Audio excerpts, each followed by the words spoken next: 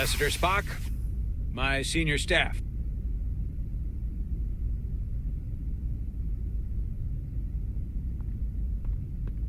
It's not every day that a captain gets to welcome a Starfleet legend aboard. You flatter me, Captain Solano.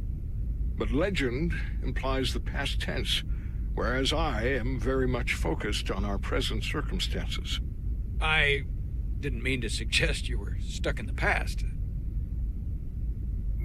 You're right, Ambassador. Not the most diplomatic choice of words. Your experience comes from the past, but our present situation calls for it. True enough. We were hoping you could fill us in on the details. We got the basics from Starfleet. Two formerly peaceful neighbors are now on the brink of war. Indeed, and the tension between them grows fiercer by the hour.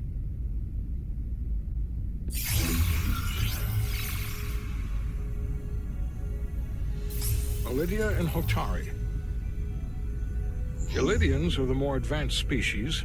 They made first contact with the Hotari over a century ago. This is Tau, the Hotari moon. It is rich in dilithium, and for decades, the Hotari and the Illydians have shared a mining operation there. The Illydians provide the technological resources, while the Hotari have served as the labor force. The stability of that arrangement was the source of their peace, until recently. The Hotari have suddenly and forcefully seized control of the mining operations and expelled the Illydians from their system. That is the official story, as told by the Hotari when they requested Federation mediation. But the details remain scant. Communications between all parties have been limited by the ionic interference. How is it the Hotari were able to turn the tables and take the mines against superior forces, especially after decades in this arrangement? Unclear. The answer to that question may be the key to a new, lasting peace, and one that I hope we can uncover during these negotiations. But it is unlikely the relatively primitive Hotari forces would stand a chance against the Illydian fleet if this escalates to open war. Left unchecked, this conflict will result in more bloodshed, which is what we are here to prevent. And the dilithium trade hangs in the balance. Clearly, the Hotari have been exploited in this relationship. Maybe we can persuade them peace is the more profitable alternative for everyone. They both profited from the mines. And for the Hotari, something is better than nothing. Peace is our objective, after all. That is correct. If we could convince them, it would restore the peace. But we would need the Hotari to accept a difficult compromise.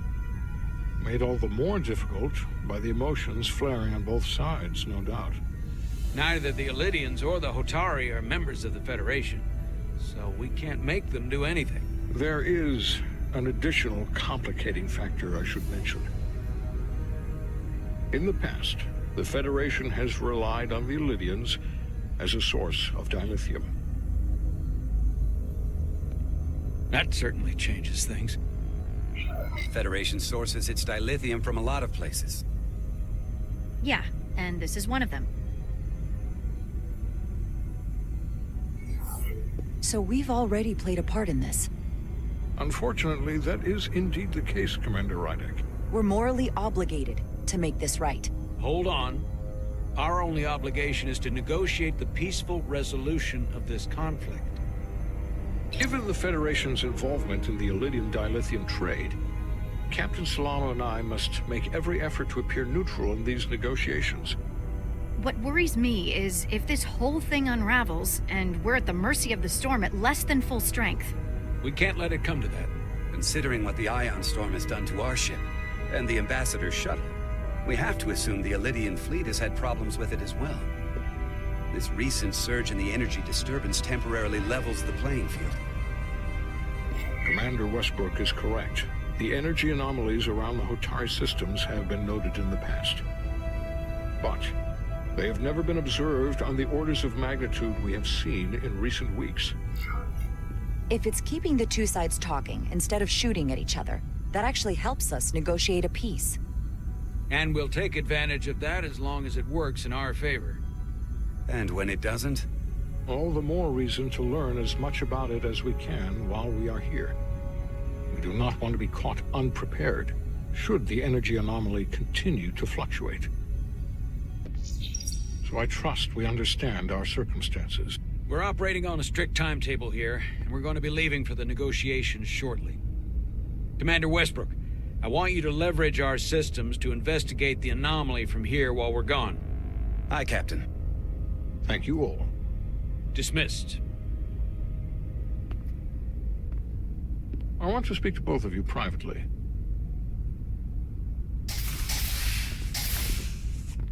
Ambassador Spock, I'd like to make a formal introduction. My first officer, Commander Jara Rydek. Commander, as you are aware, there are limits to what Captain Solano and I can do in our official capacity as representatives of the Federation. But someone in an unofficial capacity, your first officer, for example, would not be bound by those restrictions. Commander Rydek could ingratiate herself to certain parties behind the scenes, where they may be more candid in revealing information that could lead to a resolution. She certainly goes her own way. Maybe that helps in this case. It would be unconventional, but I'm not opposed to it. I'm honored to be included in the negotiation process. You're not just included, you are instrumental. Well, I hope Commander Rydek will have more luck finding out what really happened than we will through official diplomatic channels. The fate of the negotiations, the interests of the Federation, and the prospect for peace may very well depend on